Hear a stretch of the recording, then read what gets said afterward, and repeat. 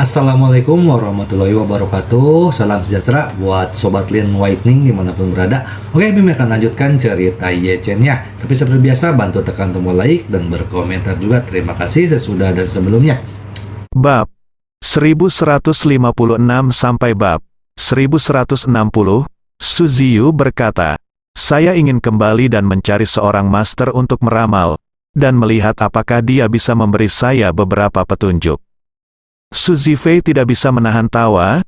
"Bukankah kamu baru saja mengatakan bahwa kamu tidak percaya ini? Apakah itu?" Suziyu berkata dengan serius, "Tidak ada cara lain yang baik, mengapa tidak mencobanya?" Setelah selesai berbicara, dia bertanya kepada Du Haiking, "Bu, apakah ada master terkenal di Yanjing? Bukankah kamu selalu pergi ke kuil untuk mempersembahkan dupa ketika kamu tidak ada pekerjaan? Apakah kamu menyembah Buddha dan menyumbangkan uang dupa? Apakah kamu kenal biksu terkemuka yang telah mencapai Tao?" Du Haiking berkata dengan serius, "Jangan bicara omong kosong, para biksu terkemuka menganut agama Buddha, dan meramal adalah hal yang Tao." Suziyu buru-buru bertanya, "Kalau begitu, Anda tahu dan memiliki kemampuan apakah itu pendeta Tao? Saya akan pergi dan memintanya untuk membuat ramalan." Du Haiking berpikir sejenak dan berkata, "Saya benar-benar tidak tahu tentang ini. Saya belum meminta siapapun untuk membuat ramalan selama bertahun-tahun, ketika saya seusia Anda." Saat dia berbicara, dia mau tidak mau memikirkan Ye Changying, dan tidak bisa menahan nafas dalam hatinya. Kemudian, dia berkata kepada Suziyu, "Ngomong-ngomong, saya mendengar bahwa keluarga Ye secara khusus mengundang Tuan Lai, keturunan keluarga Lai, dari Amerika Serikat untuk memperbaiki kuburan leluhur mereka. Kakek Anda dan Tuan Lai juga punya beberapa hubungan pribadi. Jika Anda benar-benar memikirkan heksagram, Anda dapat meminta kakek Anda untuk bertanya kepada Tuan Lai apakah dia masih di Yanjing." "Tuan Lai?" Suziyu mengerutkan kening dan bertanya, "Mengapa saya belum mendengarnya dari itu? Apakah itu sangat kuat?" Du Haiking berkata, "Tuan Lai adalah penerus Lai Bui, ahli Feng Shui dari dinasti Song. Dia mahir dalam fisiognomi Feng Shui dan 5 elemen dan 8 trigram. Dia seharusnya menjadi yang paling tuan yang kuat di dunia saat ini." Suziyu berseru, "Benar-benar hebat, kalau begitu aku akan menelepon kakek. Telepon aku dan tanyakan." Setelah berbicara, dia segera mengeluarkan ponselnya dan menelepon kakeknya Du Zhenhua. Begitu panggilan tersambung, dia akan bertanya kepada Du Zhenhua di ujung telepon yang lain, "Kakek, ibuku berkata bahwa kamu mengenal seorang guru Lai yang mahir dalam 5 elemen dan bergosip, bukan?" Du Zhenhua bertanya dengan heran, "Ziyu, apa yang kamu lakukan menanyakan hal ini?" Suziyu berseru, "Kakek, saya ingin menemukan penyelamat saya, tetapi belum ada kemajuan, jadi saya ingin berbicara dengan guru untuk melihat jika saya bisa melakukannya. Temukan terobosan." Du Zhenhua berkata, "Tuan Lai telah kembali ke Amerika Serikat beberapa waktu yang lalu." "Ah, kembali?" Suziyu sangat kecewa dan berkata, "Kapan kamu kembali?" Du Zhenhua berkata, "Tidak butuh waktu lama. Dia kembali bertahun-tahun yang lalu. Setelah dia datang ke Tiongkok, dia tinggal di Gunung Yeling selama lebih dari 3 tahun. Dan dia seharusnya ingin kembali sejak lama." Ziyu berkata dengan sangat menyesal, "Ini suatu kebetulan yang sangat disayangkan. Lalu apa yang harus saya lakukan?" "Kakek, apakah Anda kenal guru lain?" Du Zhenhua berkata, "Guru tahu banyak, tetapi satu-satunya yang bisa disebut master adalah Master Lai." Setelah berbicara, dia berkata, "Baiklah, izinkan saya bertanya kepada Master Lai tentang Anda. Jika dia mau, dia bisa langsung membuatkan ramalan untuk Anda." Suziyu bertanya dengan heran, "Kakek, apakah apa yang kamu katakan itu benar?" Du Zhenhua berkata sambil tersenyum, "Kakek masih bisa berbohong kepadamu. Alasan utamanya adalah Tuan Lai sudah tua dan memiliki temperamen yang aneh. Saya tidak bisa berjanji kepada Anda apakah dia bersedia membantu Anda." Suziyu buru-buru berkata, "Tidak apa-apa, tanyakan saja padaku, itu bagus. Lalu dia bertanya, ngomong-ngomong, kakek, jika dia bersedia membantu, apakah saya akan tetap pergi ke Amerika? Tidak perlu, Du Zhenhua berkata, Tuan Lai memiliki kekuatan yang besar. Dia berjanji, saya akan memberikan tanggal lahirmu padanya, dan memberitahunya tentang hal-hal yang ingin kamu tanyakan, dan itu sudah cukup. Su Ziyu berkata dengan takjub. Ini begitu menakjubkan. Mendengar ini, Malan tidak dapat menahan diri untuk tidak berseru, ya Tuhan, biaya desain per meter persegi adalah 800 hingga 1000. Bukankah biayanya 50 hingga 60 juta? Ini terlalu menakutkan, Xiao. Curan dia tersenyum dan berkata, apa yang menakutkan tentang ini? Beberapa desainer terkenal internasional mengenakan biaya ratusan juta RMB untuk desain eksterior sebuah bangunan. Malan menyentuh dadanya dan buru-buru bertanya padanya, gadis baik, apakah kamu berencana untuk mengambil proyek ini?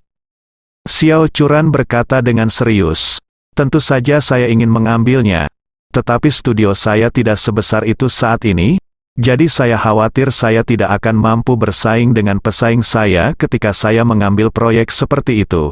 Sebuah proyek, dan tahap awal ada terlalu banyak pekerjaan persiapan, jika saya ingin menawar, saya harus mencurahkan hati dan jiwa saya ke dalamnya sekarang dan mempersiapkan penawaran. Setelah berbicara, Xiao Curan tidak dapat membantu menghela nafas lagi, dan berkata, hei bagaimanapun, skala perusahaan masih relatif besar, dan saya khawatir saya tidak akan mampu mencerna proyek sebesar itu. Malan bertanya dengan heran, bukankah desain hanya menggunakan komputer? Apa yang tidak bisa dicerna? Tidak sesederhana yang Anda bayangkan. Dengan luas bisnis lebih dari 100.000 meter persegi, ada lebih dari selusin tipe ruangan yang membutuhkan desain seutuhnya, beberapa restoran dari berbagai jenis, dan bagian rekreasi dan hiburan, kantor administrasi, dan keamanan, perencanaan keamanan dan proteksi kebakaran. Volume desain keseluruhannya sangat besar. Ini seperti membuat film animasi. Bukankah orang awam mengira itu hanya sekelompok orang untuk menggambar? Namun nyatanya, setiap detik gambar membutuhkan 20 gambar. Untuk sebuah gambar, sebuah film animasi berdurasi 1,5 jam perlu menghasilkan setidaknya puluhan ribu, bahkan ratusan ribu gambar, dan beban kerja di baliknya akan memakan waktu ratusan orang untuk melakukannya selama beberapa tahun. Saat dia berkata, Xiao Curan berkata lagi, orang-orang di studio kami tidak banyak, bahkan jika Anda dapat melanjutkan proyek sebesar itu, Anda tidak dapat menyelesaikannya itu sendiri, Anda harus mensubkontrakkannya ke studio desain lain untuk mengerjakannya bersama-sama. Setidaknya dibutuhkan puluhan desainer dan lebih dari setengah tahun untuk menyelesaikannya. Dan ini baru tahap pertama, kalau pembangunannya dimulai, seluruh prosesnya harus kita tindak lanjuti. Masa pembangunannya minimal 1 tahun, jadi keseluruhan tindak lanjutnya memakan waktu 1,5 tahun. Desainer, 1,5 tahun. Pada saat itu, gaji tahunan seorang desainer yang baik adalah ratusan ribu, dan rata-rata setidaknya 200.000. Jadi biaya gajinya saja adalah puluhan juta. Malan berseru kaget. Sayangku, 10 juta? Bukankah ini terlalu kejam? Xiao Curan berkata dengan serius. Begitulah adanya, dan saya membuat perkiraan yang konservatif. Jika masa konstruksi lebih lama dan rencananya lebih banyak diubah, maka biaya waktu dan tenaga kerja secara keseluruhan akan meningkat. Marvin Ye di samping bertanya dengan rasa ingin tahu, istriku, apa yang kamu rencanakan? Apakah kamu ingin memperjuangkannya? Xiao Curan mengangguk dan berkata, meskipun kekuatanku studionya tidak kuat, saya masih ingin memperjuangkannya. Cobalah, jika saya dapat menghentikan proyek ini, saya dapat menggabungkan beberapa tim desain kecil saat mengerjakan proyek ini. Dalam hal ini, setelah proyek ini selesai, studioku setidaknya bisa naik, sudah ditingkatkan setidaknya 2 kali lipat dan bisa mencapai skala menengah ke atas. Setelah selesai berbicara, dia berkata dengan prihatin, namun, Ukuran studio saya memang besar, agak kecil, ada begitu banyak perusahaan yang menawar kali ini. Saya benar-benar tidak tahu seberapa yakinnya saya. Ye Chen berkata sambil tersenyum, sayang. Jika Anda tertarik, silakan saja. Ini peluang besar kalau sudah selesai, kalau belum, tidak ada ruginya buat kita, hanya buang-buang tenaga saja. Itu saja, bagaimana menurutmu? Ya. Xiao Churan mengangguk ringan, dan berkata, aku hanya ingin mencoba keras, jadi mulai hari ini, saya akan memimpin tim untuk bekerja lembur, merencanakan, membuat dokumen penawaran, dan melakukan segala upaya untuk mempersiapkan penawaran ini. Saat dia berbicara, dia berkata dengan sedikit emosi, namun, saya mendengar banyak perusahaan desain mencari hubungan di mana-mana untuk mendapatkan pesanan besar ini, dan beberapa bahkan ingin memberi uang dan suap kepada manajemen puncak Emgrand Group. Saya tidak tahu apakah Emgrand Group akan terlibat dalam beberapa operasi rahasia. Ye Chen berkata sambil tersenyum, grup besar seperti Emgrand Group dengan nilai pasar lebih dari 100 miliar, bagaimana mungkin terlibat dalam operasi rahasia pada puluhan juta proyek desain? Dia sudah mengambil keputusan untuk menyapa Wang Dongsui dan memberikan proyek ini kepada Xiao Churan tanpa menunjukkan tanda-tanda ekspresi apapun. Emgrand Group awalnya adalah bisnisnya sendiri. Karena istri saya sangat tertarik dengan proyek ini, tentu saja saya ingin memberinya kesempatan untuk berlatih. Jadi, dia berkata kepada Xiao Churan, Churan, kamu tidak perlu berpikir terlalu banyak sekarang. Konsentrasi saja pada membuat persiapan, aku yakin kamu bisa melakukannya, ya. Xiao Churan juga mengangguk dengan tegas, berkata, saya pasti akan bekerja keras, cobalah untuk memenangkan proyek besar ini. Mendengar bahwa Ye Chen akan membuat obat lagi, Aoswei Qin sangat senang sehingga tidak ada yang perlu ditambahkan. Dia bahagia bukan karena dia sangat menginginkan obat ajaib Ye Chen, tetapi karena ayahnya memintanya untuk mengantarkan obat tersebut kepada Ye Chen, sehingga dia mendapat kesempatan untuk bertemu dengan Ye Chen. Aoswei selama ini menghabiskan liburan musim dinginnya di rumah. Selain latihan sehari-hari, pada dasarnya ia tidak melakukan apa-apa di waktu lain. Bisa dikatakan hidup ini sangat membosankan. Dia benar-benar ingin mencari kesempatan untuk bertemu Ye Chen, dan bahkan meminta Ye Chen untuk memberikan bimbingannya lagi. Tetapi dia mendengar bahwa Ye Chen sedang sibuk akhir-akhir ini, jadi dia terlalu malu untuk mengganggunya. Secara kebetulan, memanfaatkan kesempatan pengiriman obat, saya bisa bertemu dengan Ye Chen, dan omong-omong, mencari kesempatan untuk mengundang Ye Chen datang ke rumah saya. Sesuai dengan kebutuhan Ye Chen, Qin Gang menyiapkan semua bahan obat dengan rapi, memasukkan semuanya ke dalam kotak obat dan menyerahkannya kepada Qin Aoswei, dan berkata, Aoswei, kirimkan bahan obat ini kepada Tuan Ye di Thomson Yipin, Qin. Aoswei segera berkata dengan gembira, baiklah ayah, saya akan segera pergi ke rumah Tuan Ye. Qin Gang mengangguk dan berkata, tunggu sebentar. Setelah berbicara, dia berdiri dan mengeluarkan kotak kayu rosewood yang indah dari brankas. Letakkan kotak itu ke tangan Qin Aoswei, dan berkata, ini adalah tanaman ginseng ungu kualitas terbaik yang berusia lebih dari 400 tahun. Bahkan lebih baik daripada ginseng ungu kualitas terbaik berusia 300 tahun yang dibeli Tuan Ye di pelelangan sebelumnya. Bantu saya mendapatkannya, berikan kepada Tuan Ye, dan katakan bahwa saya menghormatinya. Qin Aoswei mengambil kotak kayu itu dengan hati-hati, dan berkata dengan serius, saya kenal ayah, bahan obat ini, bersama dengan atasan ini ginseng ungu berkualitas, akan diantar sendiri ke kediaman Tuan Ye. Ya, Qin Gang mengangguk, dan berkata dengan emosi, terakhir kali di pameran pengobatan Tiongkok, Tuan Ye menghabiskan banyak uang untuk membeli 300 tahun ginseng ungu tua berkualitas tinggi. Tidak lama kemudian, Tuan Ye mengeluarkan dan peremajaan. Jadi saya berspekulasi bahwa ginseng ungu kelas atas ini adalah bahan obat yang diperlukan untuk menyempurnakan pil peremajaan, dan dengan ginseng ungu kelas atas ini, Tuan Ye mungkin dapat menyempurnakan kumpulan pil peremajaan lainnya.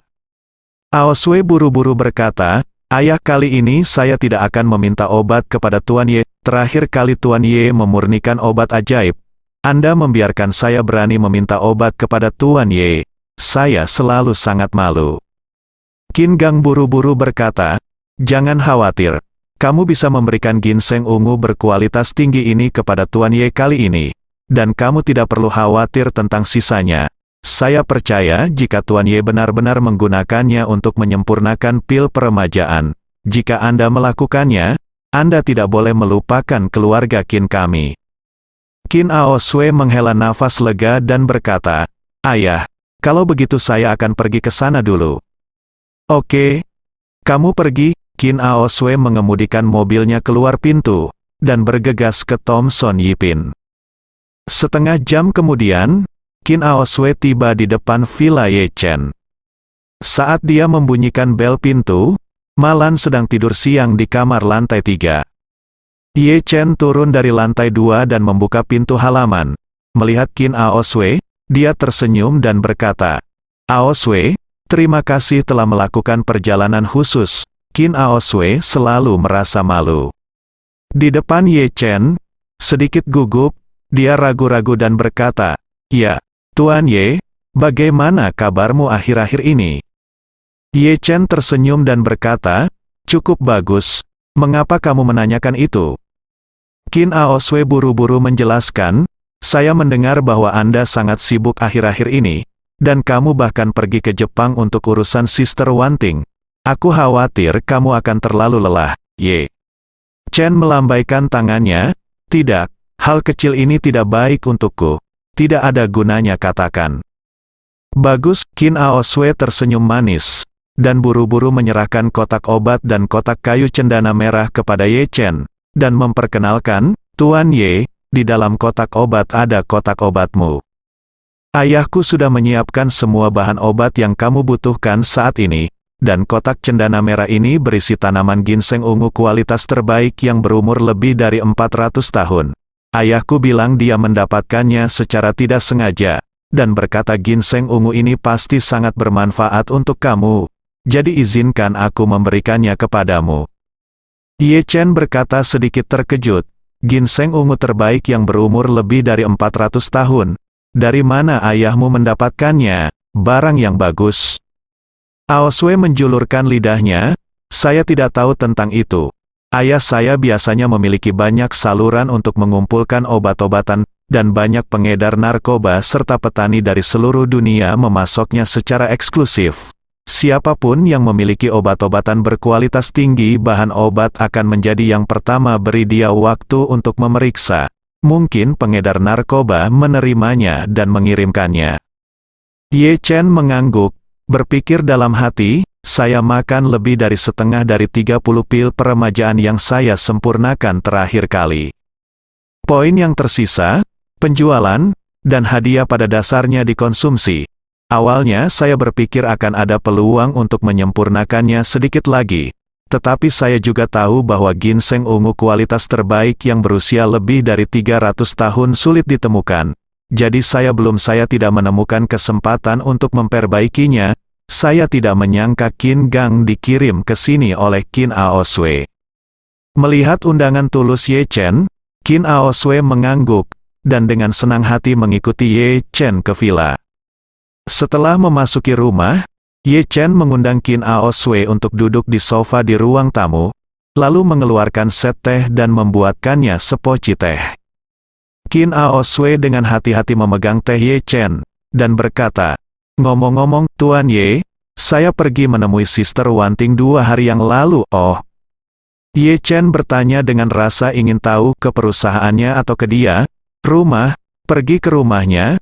Qin Aosway berkata, "Saya khawatir suasana hati Sister Wanting akan buruk setelah melalui banyak hal, jadi saya pergi."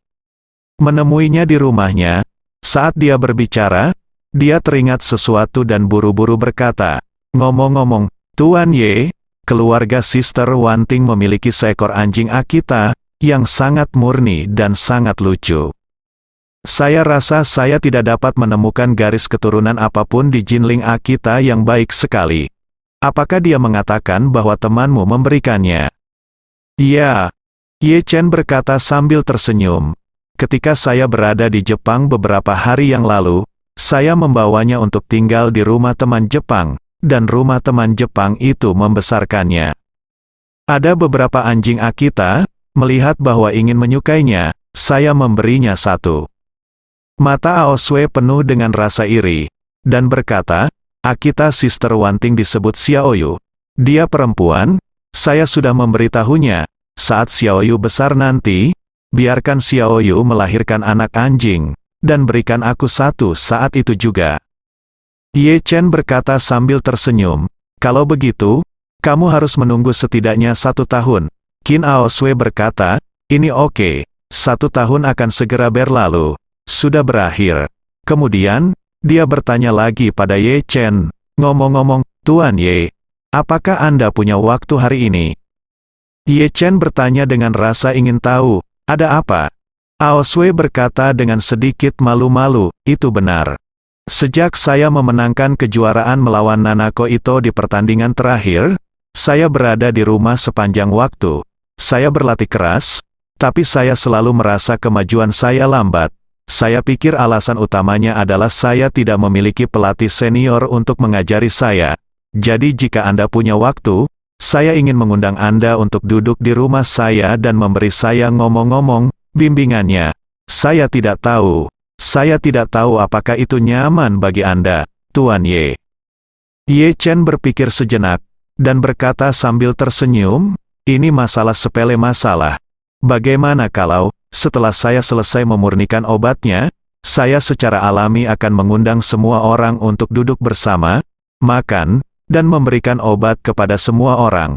Lalu saya akan menyusahkan ayahmu untuk menyiapkan jamuan makan di rumah dan mengundang semua orang ke rumah Anda untuk pertemuan kecil, dan kemudian saya akan pergi ke sana beberapa jam sebelumnya untuk memberi Anda bimbingan. Setelah mendengar ini, Aosue Qin segera berkata dengan penuh semangat, bagus sekali, Tuan Ye, jika itu masalahnya, saya akan beritahu ayahku ketika aku kembali dan biarkan dia menyiapkan jamuan terbaik di rumah. Ye Chen mengangguk dan berkata sambil tersenyum. Ngomong-ngomong, tahukah kamu siapa yang memberi adikmu menginginkan ladang musim gugur itu? Qin Aosue menggelengkan kepalanya, Sister Wanting bilang dia adalah temanmu. Tapi dia tidak mengatakan siapa orang itu.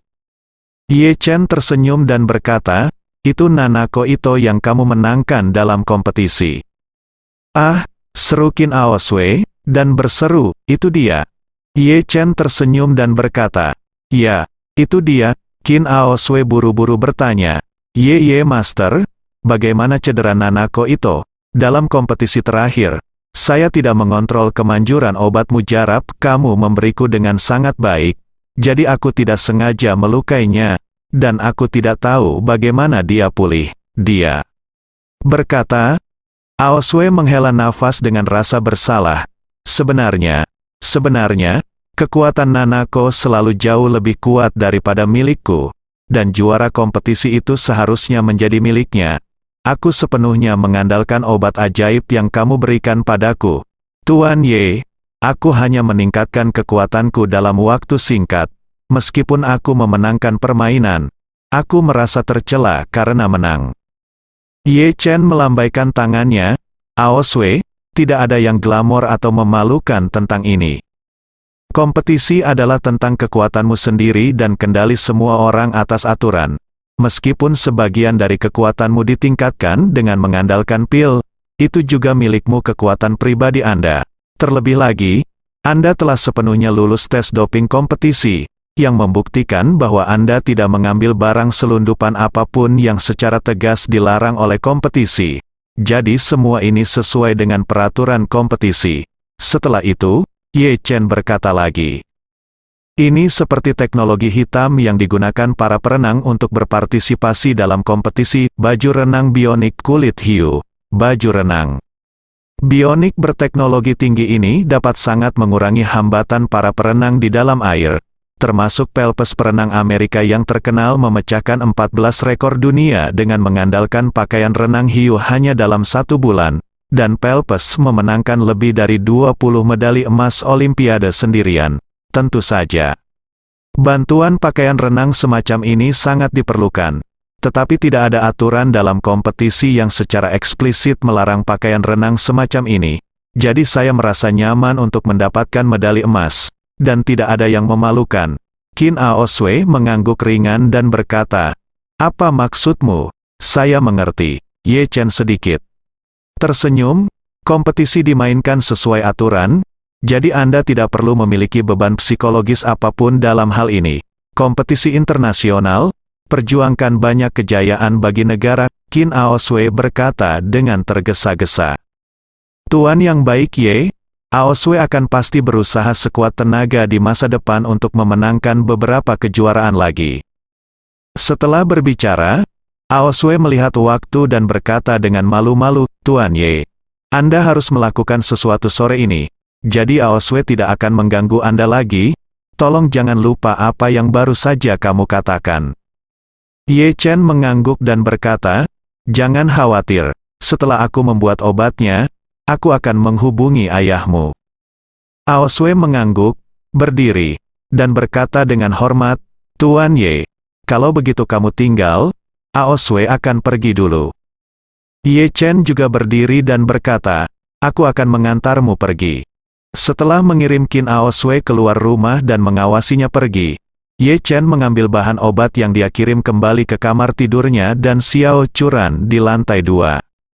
Bahan obat yang dikirim Qin Aoswei sudah cukup baginya untuk memurnikan sejumlah ramuan penyembuhan dan sejumlah pil peremajaan.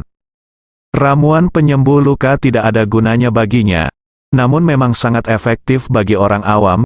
Song Wanting mengalami kecelakaan di Jepang saat itu, dan karena ramuan itulah ia menyelamatkan nyawanya.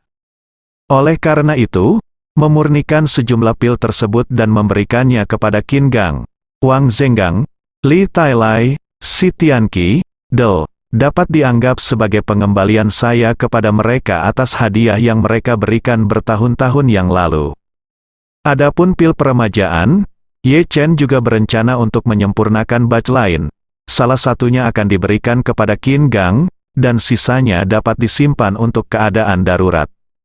Pada suatu sore, Ye Chen memurnikan masing-masing 30 pil penyembuhan biasa dan 30 pil peremajaan. Melihat pil yang baru dimurnikan ini, Ye Chen tiba-tiba teringat pada ibu mertuanya, Malan.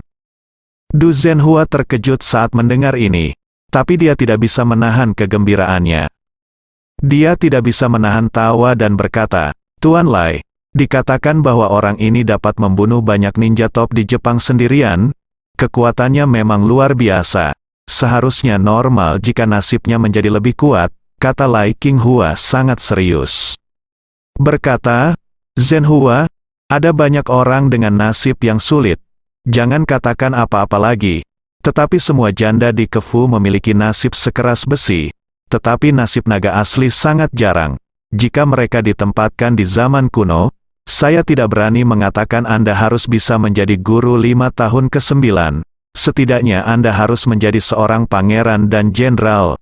Sungguh luar biasa." Du Zhenhua terdiam sejenak, dan berkata dengan serius, "Tuan Lai, cucu perempuan saya benar-benar ingin menemukan orang ini. Prom." Lai Qinghua menghela nafas, "Nasib orang ini lebih tinggi dari nasib saya tidak dapat melihatnya." Du Zhenhua berseru, "Tuan Lai, ada juga takdir yang tidak bisa kamu lihat." Lai Qinghua tersenyum masam, dan berkata dengan serius, "Nasib itu seperti gelar resmi kuno. Sejak zaman kuno, pangkat pejabat senior telah meremukkan orang sampai mati. Lebih tinggi dari saya berada di luar kemampuan saya. Tidak peduli apa, saya tidak dapat melihatnya." Du Zhenhua bertanya dengan takjub, "Jika Anda tidak dapat melihat, lalu bagaimana Anda tahu bahwa dia adalah takdir naga asli?" Lai Qinghua berkata sambil tersenyum, "Nasibku adalah gaya ular piton. Menurut hukum takdir Feng Shui, ular piton itu berada di urutan kedua setelah naga. Jadi satu-satunya yang di atasku adalah Longge. Ini seperti Perdana Menteri dinasti. Satu-satunya yang bisa melampauinya adalah 95. Ini adalah nasib naga sejati." Saat dia berbicara, dia mengingat penampilan Ye Chen di benaknya, dan berkata dengan penuh hormat dalam nadanya, "Saya dulu cukup beruntung bisa bertemu dengan seseorang yang diberi nama takdir naga, dan kemampuan orang tersebut adalah itu sudah melebihi imajinasi orang biasa. Walaupun aku tidak tahu seberapa cakap orang yang ditemui cucumu, tapi menurutku itu tidak buruk." Lai Qinghua selalu sangat menghormati Ye Chen. Pada awalnya, dia menghitung bahwa waktunya semakin dekat, dan pada saat yang sama dia menghitung bahwa Dongfang memiliki kesempatan untuk melanjutkan hidupnya. Jadi dia menyetujui permintaan Ye Zongquan dan pergi ke Yanjing untuk menemukan tanah harta karun geomantik untuk keluarga Ye.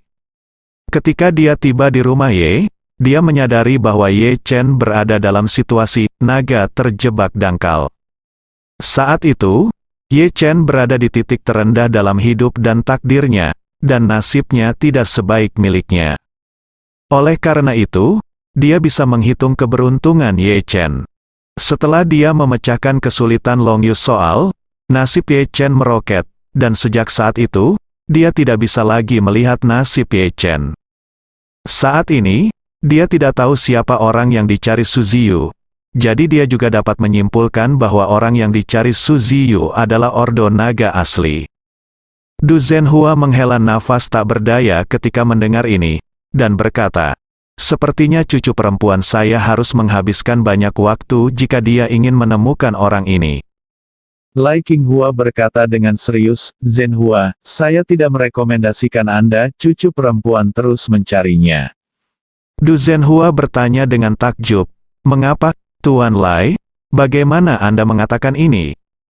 Lai Qinghua berkata dengan serius, "Heksagram menunjukkan bahwa cucu perempuan Anda dan orang yang dia cari memiliki nasib yang berlawanan, dan pihak lain Longge adalah yang tertinggi dan terkuat lagi.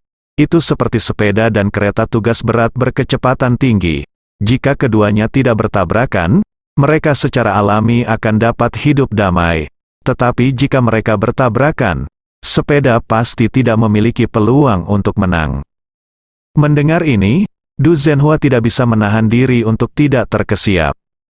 Dia sangat percaya pada Lai Qinghua, jadi, dia buru-buru berkata, "Tuan Lai, terima kasih atas pengingat Anda, saya akan segera menelepon cucu perempuan saya dan memberitahunya untuk tidak mencarinya lagi." Lai Qinghua bersenandung, dan berkata dengan serius, "Sudah waktunya dia berhenti turunlah, jika tidak maka akan seperti ngengat yang menyala-nyala, dan dia akan terluka pada akhirnya." Du Zhenhua mengucapkan terima kasih berulang kali, lalu segera menutup telepon, dan kemudian mengirim panggilan video ke Su Ziyu. Alasan mengapa dia ingin melakukan panggilan video adalah karena dia tahu bahwa setelah pihak lain menjawab panggilan video tersebut, dia akan langsung menggunakan speaker secara default. Dengan cara ini, Su Ziyu tidak hanya dapat mendengar apa yang ingin dia katakan, tetapi juga putrinya Du Haiqing, cucunya, Del, Su Zifei juga dapat mendengarnya. Yang ditakuti Du Zhenhua adalah Su Ziyu tidak percaya pada ramalan. Jika dia diberitahu dengan jelas bahwa ada harimau di pegunungan, alih-alih mundur, dia mungkin malah pergi ke Gunung Harimau. Oleh karena itu, dia ingin dengan sungguh-sungguh memberitahu mereka tentang hal ini di depan keluarga Du Haiqing yang beranggotakan 3 orang. Bahkan jika dia tidak dapat membujuk Su Ziyu, ada juga Du Haiqing dan Su Zifei, bersambung.